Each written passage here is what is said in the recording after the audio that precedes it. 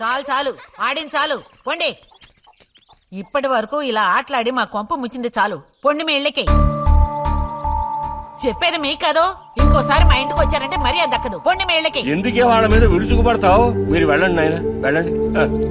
అనవసరంగా పిల్లల మీద నీ కోపం చూపించద్దే అని నీకు ఎన్నిసార్లు చెప్పాను. మరి ఇంకేం చేయను? ఎత్తుకుని ముద్దులాడినా తప్పే ఉంది. ఇంకో 2 రోజుల్లో ఆ బుజ్జిగాడు కాలేజీకి పోతాడు. అంతవరకు నీ నోట మాట వినపడకూడదు. విన్నాను, నిన్ను ఇక్కడే చంపి పాతేస్తాను. జాగ్రత్త. అందరికి తేరగా నేను ఒక్కతినే దొరికాను. నా కర్మ.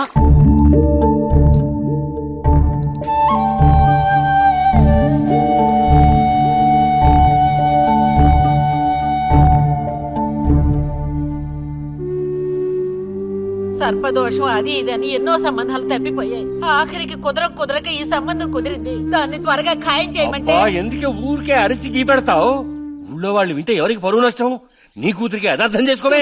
చూసావా నా కూతురని వేరు చేసి మాట్లాడుతున్నావు అంటే దానికి నువ్వేమీ కానట్టేగా లెక్క. ఏమీ కానని ఎవరన్నారే? నేనన్నానా? ఇలా చూడు, ఇలా సూటిపోటి మాటలతో నన్ను దెప్పకు చాలే.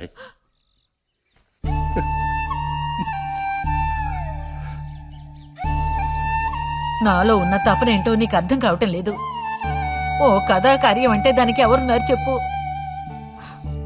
తోబుట్టువే సాయం చేయలేదంటే ఇక ఊళ్ళో వాళ్ళు ఎవరు సాయం చేస్తారు? అయ్యో, సాయం చేయనని ఎవరన్నారే? ఇంతకీ నీకు ఆ కుర్రాడు నచ్చాడా? బాగా నచ్చాడు. సరే, నేను వెంటనే ఖాయం చేస్తాను. నువ్వు కంటతడి పెడితే నేను తట్టుకోలేనే. కాస్త నిబ్బరించుకో.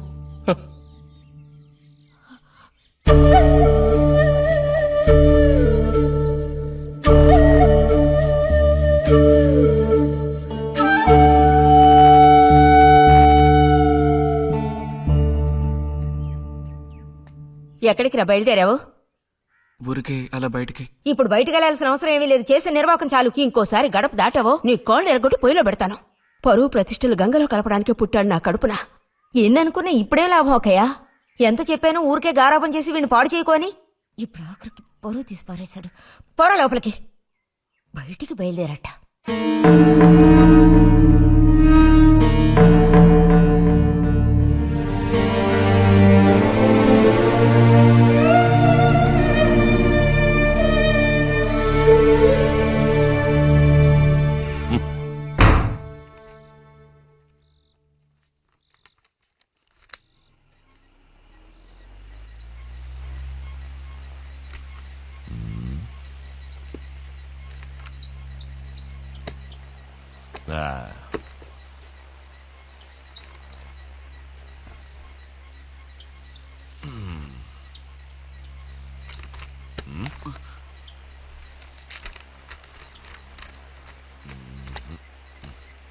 ఏమిటి విశేషాలు బుజ్జిగారు? ఏమి లేవు. స్మాలేస్తావా? దమ్ములాగుతావా? లేదు. రే, మగ పుట్టుకంటూ పుట్టాక కొన్ని అలవాట్లు ఉండాలిరా. అవన్నీ వీళ్ళకి తెలియవు. కాకపోతే కాస్త చాటుమాటుగా గుట్టుగా అన్నీ చేసుకోవాలి. మరీ నీలాగా ఓపెన్ అయిపోయి బయటపడిపోతే ఎలా? సరేగాని ఏమైంది? ఏది ఏమైందిరా? నాకు విషయం తెలుసులే, అంతా విన్నాను నేను. ఇలా చూడు, ఇంకోసారి ఇలాంటి పిచ్చి వేషాలు వేయకూడదు, అర్థమైందా? నేను స్ట్రిక్ట్ గా చెప్పేశానులే. మిమ్మల్ని లాభం లేదు. అరే అది కాదు, వస్తానురా. మీకు అసలు ముందుందా? వాడిని నలుగు తిట్టకుండా ఎందుకని వాడిని తిట్టాలి? ఎందుకా? అంటే వాడు చేసింది కరెక్టేనని సమర్థిస్తున్నారా? నువ్వు టీచర్వే గాని పిల్లల మనసు నీకు బొత్తిగా అర్థం కాదే. అబ్బో, వీరికి బాగా అర్థం అవుతుంది. నాకు అర్థం అవుతుంది. నేను ఈ వయసు దాటి వచ్చిన వాడినేనే. ఈ వయసులో ఇలాంటివి జరుగుతాయి. అది తెలుసుకుని జాగ్రత్తగా ప్రవర్తించాల్సింది మీరే. ఏంటి మేమా? నీకు అర్థమయ్యేది చెప్తాను. ఈ కౌమార వయసు అనేది కళ్ళలేని గుర్రం లాంటిది. ఈ వయసులో ఉన్న పిల్లలు ఎక్కడికి వెళుతున్నారు, ఏం చేస్తున్నారు, వాళ్ళ ఫ్రెండ్స్ ఎవరు, ఇవన్నీ వాచ్ చేయాల్సింది ఇంట్లో ఉన్న పెద్దవాళ్ళైన మీరే. ఒకవేళ వాడేదైనా తప్పు చేస్తే వెంటనే వాడిని కొట్టడం తిట్టడం కాదు మీరు చేయాల్సిన పని. మరి వాడికి అర్థమయ్యేటట్టు అడ్వైస్ చేసి మెల్లగా మన దారిలోకి తెచ్చుకోవాలి. అడ్వైస్ లోనే టైం అంతా వేస్ట్ అయిపోతుంది రా.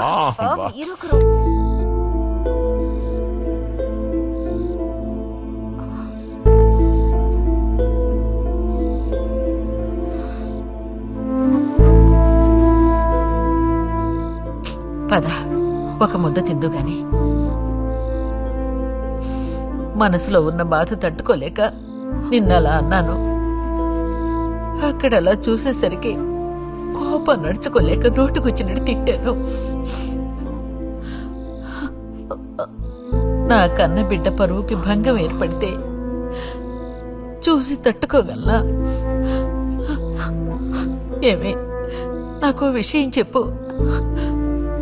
నాకు దిక్కెవరే? నువ్వు తప్ప. నిన్ను అయ్యకి కట్టపెట్టి అత్తారింటికి పంపితే గాని నేను ప్రశాంతంగా కన్నుమూయలేను. అది నీకెందుకు అర్థం కావటం లేదే?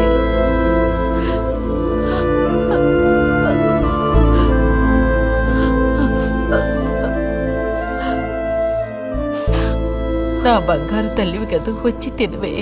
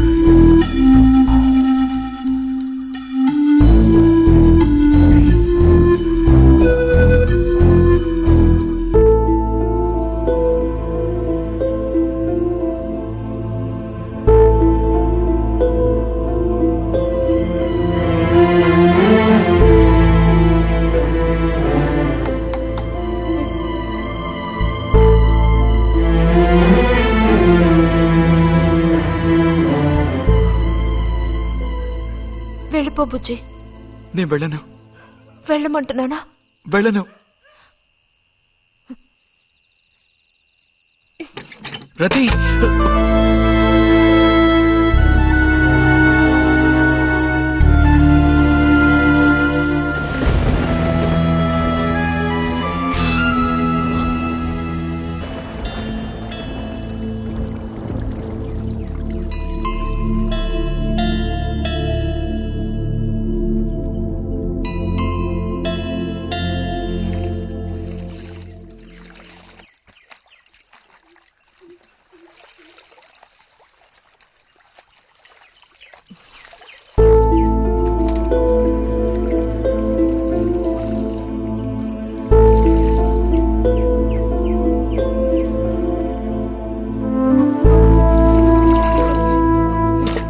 నువ్వు ఈ బట్టలన్నీ జాడించి తీసుకురా. పదవే.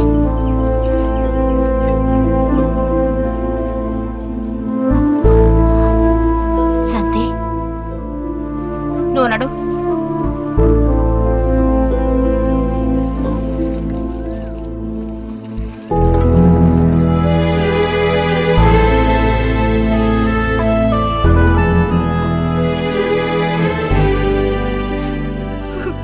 నేనంతా విన్నాను. అసలు చెప్పాలంటే మీ అమ్మే దీనికి అతడికి కారణం. ఏమంత తప్పు జరిగిపోయిందని అంత రాద్ధాంతం చేసింది? నాదే తప్పు. నేనంత చనువుగా ప్రవర్తించకూడదు.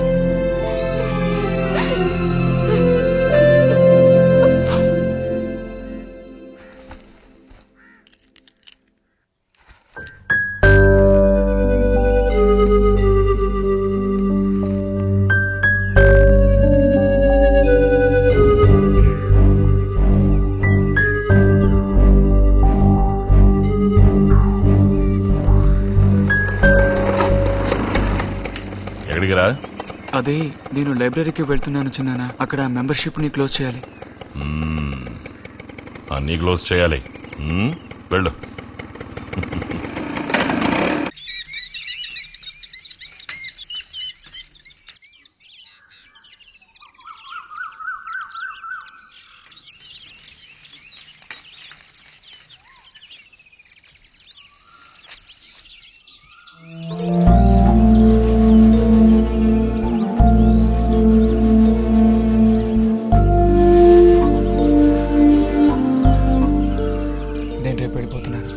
అడ్మిషన్ అంతా దొరికింది. తెలుసు. ఇప్పుడు వెళ్ళిపోతే నేను మళ్ళీ పండక్కే వస్తాను. ఆ టైంలో నువ్వుండవుగా, అక్కడికి వెళ్ళిపోతావుగా, ఎక్కడికి? మీ అత్తగారింటికి. వెళ్ళడానికి ముందు నీతో ఒక ముఖ్యమైన విషయం చెప్పాలి. ఏం చెప్పాలి బుజ్జి? సాయంత్రం వస్తావా నాగశిల్పాల దగ్గరికి? రాను. రావాలి. రానని చెప్తున్నానుగా. నేను అక్కడికి వస్తాను, నీకోసం వెయిట్ చేస్తాను. నువ్వు కూడా తప్పకుండా రావాలి. నా మీద ఇష్టం ఉంటే రావాలి.